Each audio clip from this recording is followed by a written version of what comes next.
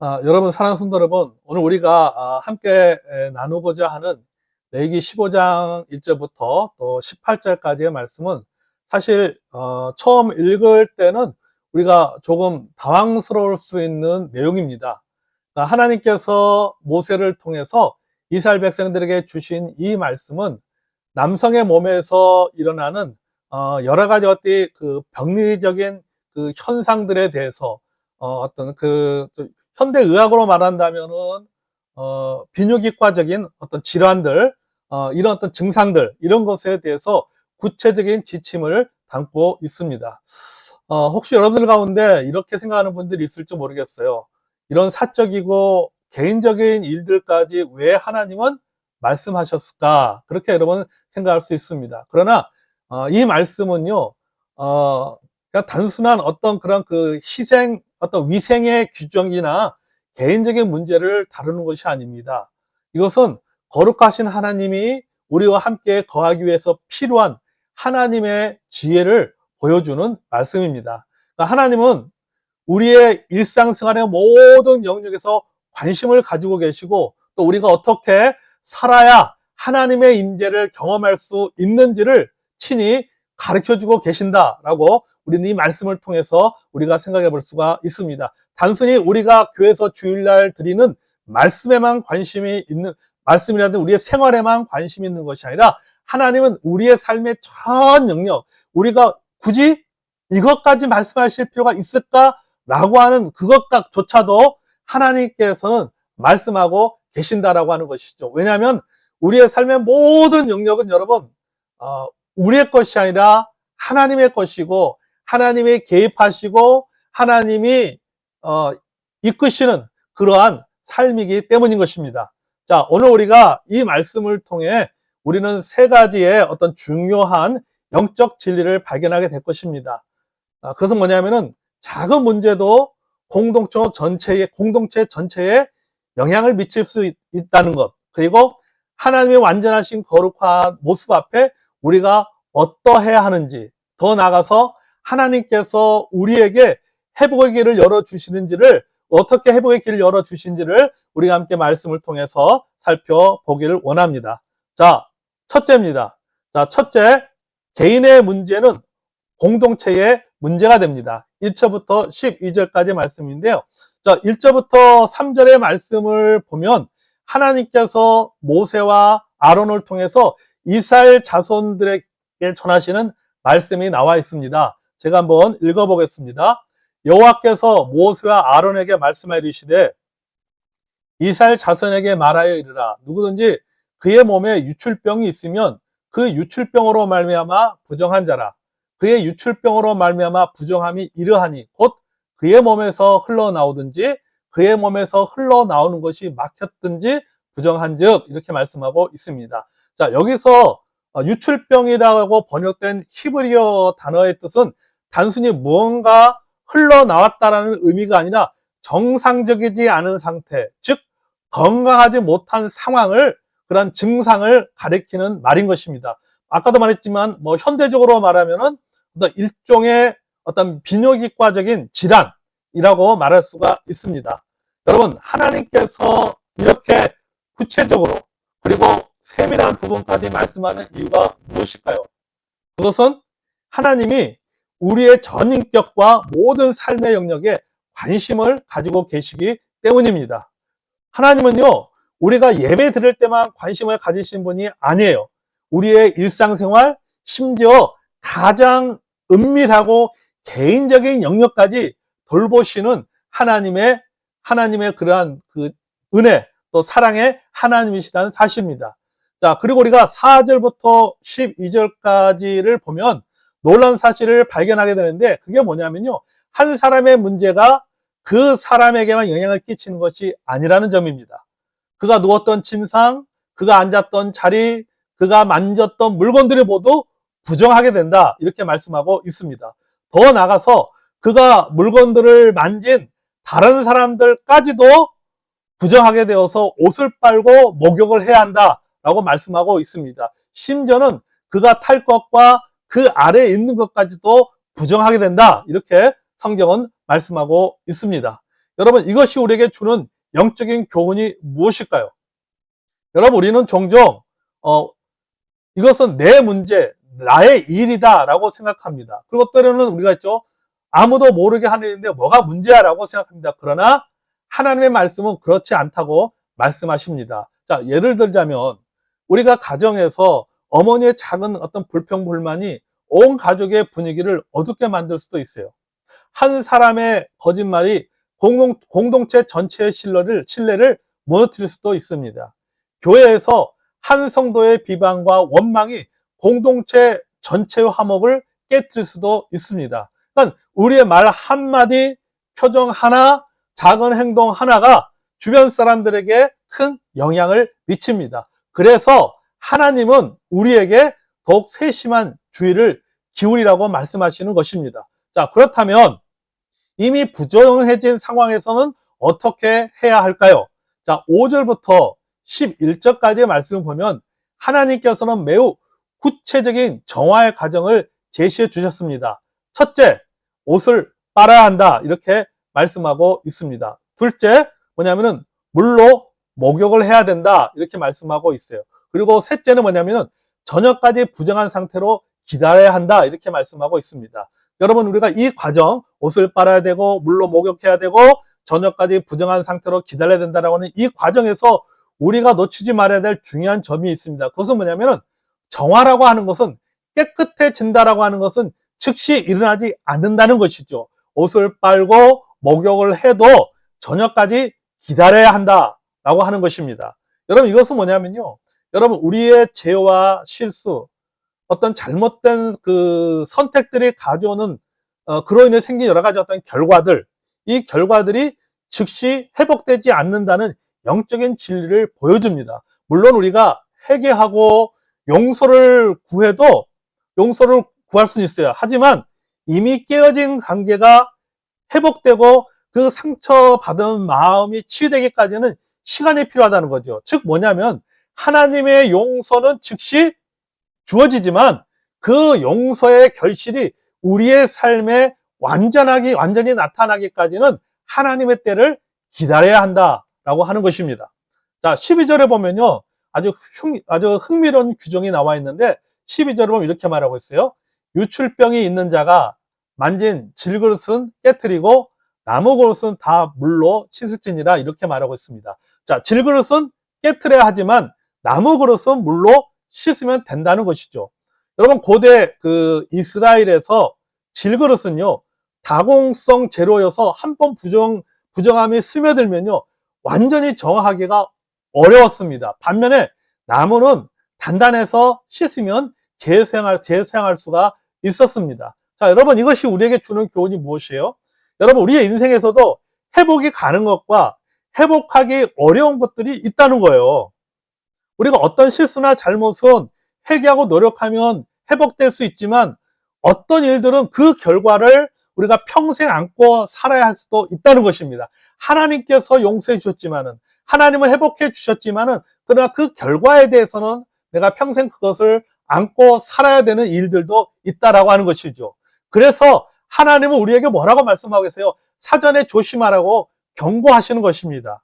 특히 우리가 사람과의 관계에 있어서 말로 상처를 주는 것, 신뢰를 깨트리는 것, 관계를 파괴하는 일들은요, 질그릇처럼요, 한 번 깨지면요, 회복하기가 매우 힘들고 어렵다라고 하는 사실들을 오늘 이 말씀을 통해서 사랑하는 성도 여러분, 기억해 주시기를 바랍니다. 자, 둘째는 뭐냐면요, 자, 둘째는 완전한 거룩함에서 드러나는 우리의 모습입니다. 13절에서 18절까지의 말씀인데요, 13절부터 15절은 비정상적인 유출이 있었던 사람이 어떻게 회복되는지를 보여주고 있습니다. 자, 먼저 유출이 완전히 멈춰야 됩니다. 그리고 그 다음 7일을 기다려야 됩니다. 이 7일 동안 옷을 빨고 흐르는 물에 몸을 씻어야 합니다.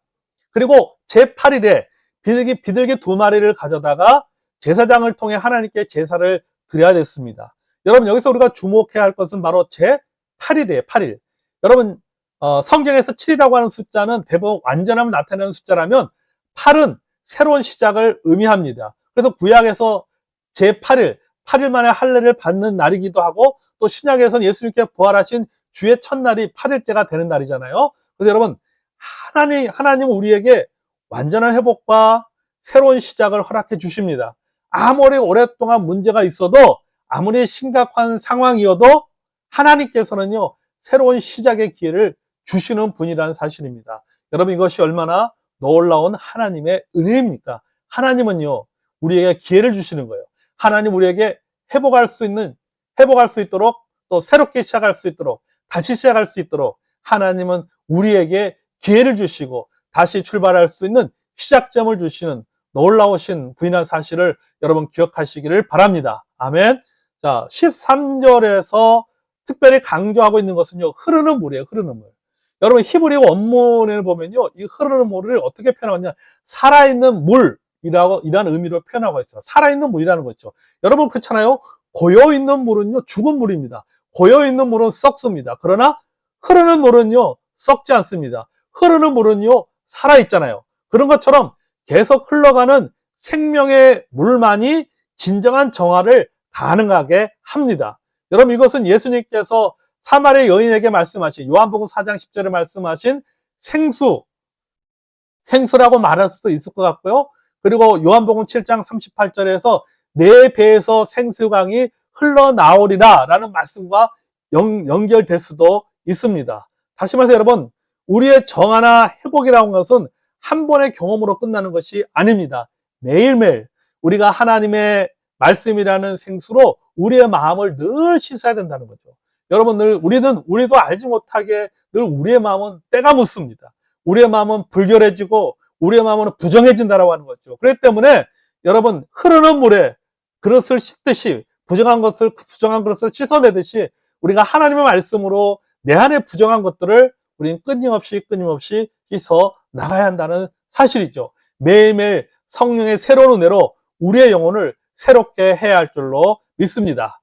자, 14절에 보시면 제물로 비들기를 요구하고 있습니다. 여러분, 이것은 우리가 레위기 5장 7절에서 나오는 가난한 자들을 위한 특별한 배려인 것이죠. 소나 양을 살 수 없는 사람들도 하나님께 나올 수 있는 길을 열어 주신 것입니다. 자, 이것이 우리에게 주는 위로가 얼마나 큽니까? 여러분, 하나님은 우리의 어떤 경제적인 형편이나 사회적인 지위를 보지 않으신다는 것이죠. 중요한 것은 하나님께 나오려는 진실한 마음이 중요하다. 하나님께 나오려는 진실한 마음이 있으면 된다라고 하는 사실이죠. 아무리 가난해도, 아무리 초라해도 진심으로 하나님을 찾는 자에게는 반드시 길을 열어주시는 하나님이라는 사실입니다. 아멘. 자, 16절부터 18절은요, 정상적인 생리 현상에 대해서도 일시적인 정화의 과정을 요구합니다. 여기 16절에 보면요, 설정이 나오죠. 16절 설정. 히브리어 의미로는요, 씨앗을 쏟아 놓는다 라는 뜻이에요. 설정이라는 의미가요. 그래서 16절의 이 설정은 우리가 생각하는 흔히 몽정을 말합니다. 그렇죠? 몽정을 말하는 것이요. 그리고 17절과 18절은요, 정상적인 성관계를 말하는데 두 경우 모두 뭐라고 말씀해요? 부정하다 이렇게 말씀하고 있습니다. 이것을 보면 어떤 분들이 이렇게 생각할 수 있어요. 왜 정상적인 그런 행위까지 부정하다 하실까라고 의문을 가질 수 있습니다. 그러나 이것은 뭐냐면요, 그 행위 자체를 제약시하는 것이 아닙니다. 여러분, 다시 한번 말씀합니다. 그 행위 자체를 제약시하는 것이 아니라 하나님의 거룩함 앞에서 조심성과 위생을 지금 말씀하고 있다라고 하는 사실을 여러분 기억하시기를 바랍니다. 그래서 이 말씀에 대해서 여러분 오해하시면 안 됩니다. 자, 셋째는 뭐냐면요, 회복과 새로운 시작을 주시는 하나님이십니다.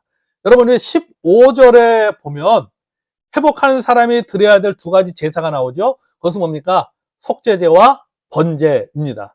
자, 여러분 알다시피 속죄제는 죄와 용서를 위한 것이고, 또 번제는 뭐예요? 번제는 하나님께 대한 완전한 헌신을 나타내는 제사가 번제잖아요. 그러니까 이 두 제사를 통해서 죄와 용서와 그리고 하나님과의 관계 회복이 동시에 이루어진다라고 하는 것을 우리에게 보여주고 있는 것이죠. 그래서 속죄제를 드리고 번제를 드리고, 속죄제를 드림으로써 다시 하나님과 하나님 앞에 회복하고 번제를 드림을 통해서 내 자신을 다시 한번 하나님 앞에 드린다라는 그런 의미가 있습니다. 사실 오늘날 우리는요, 더 이상 이런 제사를 드릴 필요가 없습니다. 왜냐하면 예수 그리스도께서 단 한 번의 완전한 희생으로 우리의 모든 죄를 대속해 주셨기 때문입니다. 히브리서 10장 10절은 이렇게 선언합니다. 이 뜻을 따라 예수 그리스도의 몸을 단번에 들으심으로 말미암아 우리가 거룩함을 얻었노라. 아멘. 이렇게 말씀하고 있어요. 자, 이 모든 규례를 통해서 우리가 발견하는 것은 하나님의 놀라우신 사랑이라고 하는 거죠.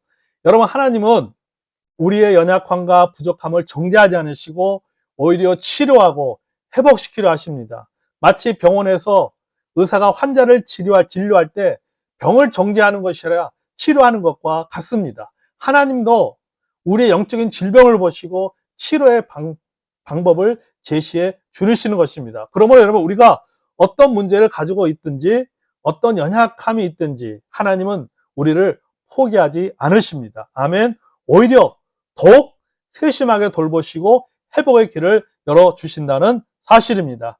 자, 여러분, 결론입니다. 사랑하는 성도 여러분, 오늘 레위기 15장 우리가 1절부터 18절의 말씀을 통해서 우리는 세 가지 교훈을 얻었습니다. 첫째, 우리의 개인의 문제든지 개인의 문제들이 결코 개인에게만 머무르지 않는다는 것입니다. 우리의 작은 죄, 작은 실수, 작은 어떤 그 타협들이 우리의 가족과 교회 공동체에 큰 영향을 미칩니다. 그러므로 여러분, 우리는 더욱 조심하고 절제해야 합니다. 둘째, 하나님의 완전한 거룩함 앞에서 우리는 모두 부족한 존재라는 것이죠. 아무리 선한 일을 해도, 아무리 정상적인 삶을 살아도 우리는 항상 하나님의 은혜가 필요한 연약한 피조물이라는 사실을 기억하시길 바랍니다. 그러므로 여러분, 우리가 교만하지 말고 늘 하나님 앞에서 겸손하게 살아가는 저희들 되기를 주의 이름으로 축복합니다. 자, 셋째, 하나님은 항상 회복과 새로운 시작의 길을 열어주신다는 것이죠. 아무리 우리가 오랜 문제가 있어도, 아무리 심각한 상황이어도 전심으로 하나님께 나아오는 자에게는 제8일에 새로운 시작을 하나님은 허락해 주십니다. 자, 그렇다면 여러분, 우리는 이제 어떻게 살아야 될까요? 여러분, 매일 아침 하나님의 말씀이라는 생수로 우리의 마음을 씻으며 하루를 시작하는 저 여러분이 되기를 원합니다. 우리가 작은 일에도 하나님의 뜻을 구하고 우리의 말과 행동이 다른 사람에게 어떤 영향을 미치는지를 늘 생각해 보면서 살았으면 좋겠습니다. 그리고 실수하고 넘어져도 절망하지 맙시다. 여러분, 하나님은 우리를 사랑하시며 언제든지 회복의 길을 열어두고 계십니다. 예수 그리스도의 보혈로 이미 여러분, 우리의 모든 죄가 씻어졌음을 믿고 우리가 새로운 마음으로 하나님을 섬겨 나가는 저와 여러분이 되기를 주의 이름으로 축복합니다. 우리 한 사람 한 사람이 거룩하고 정결한 삶을 살 때 우리 가정이 건강해지고 우리 교회가 생명력을 얻고 이 세상에 하나님의 거룩한 향기가 퍼져 나갈 것입니다. 하나님의 은혜와 그런 평강이 여러분과 우리 성도 여러분의 가정에 함께 하시기를 주의 이름으로 축복합니다. 아멘. 자, 이제 말씀을 이제 다 이렇게 마무리하면서요.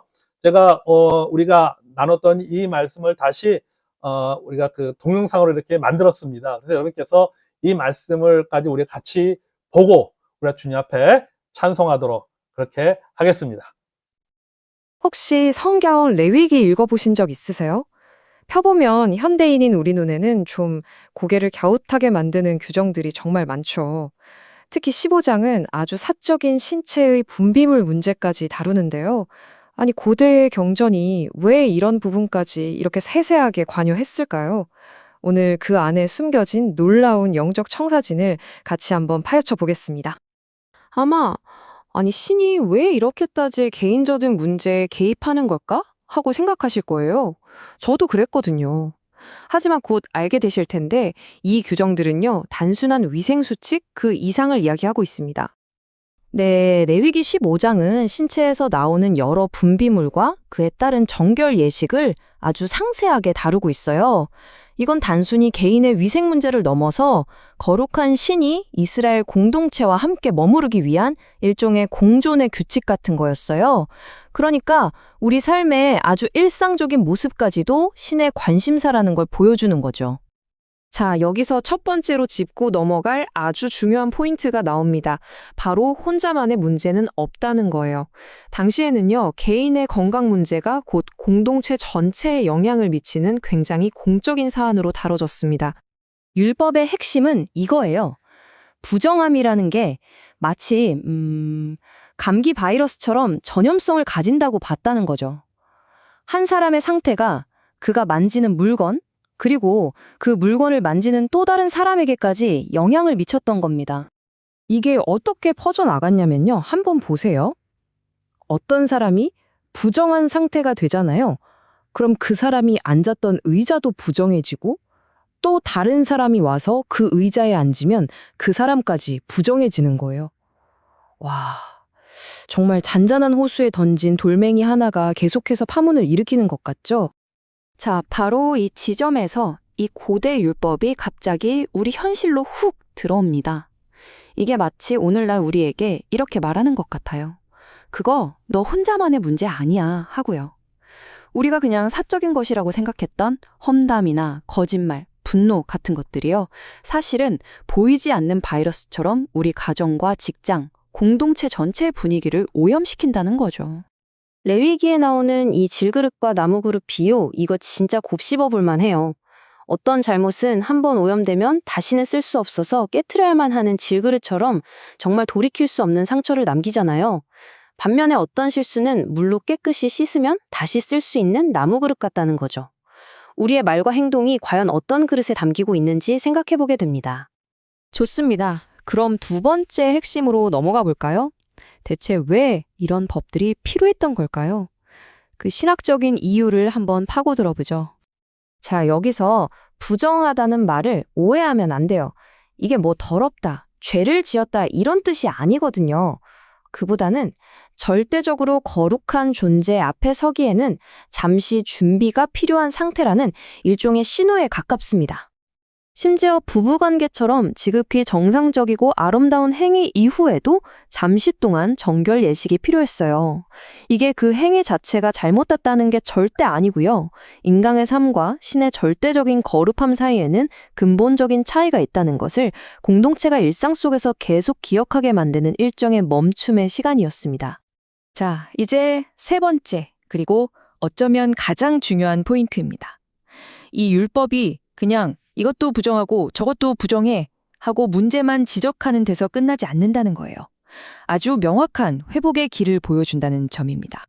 회복으로 가는 길이 이게 딱 스위치 켜고 끄듯이 바로 되는 게 아니었어요.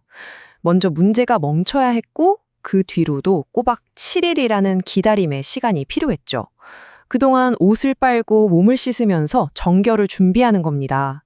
어쩌면 우리의 영적인 회복에도 이런 기다림과 준비의 시간이 꼭 필요하다는 걸 보여주는 건 아닐까요? 그리고 드디어 8째 날이 옵니다.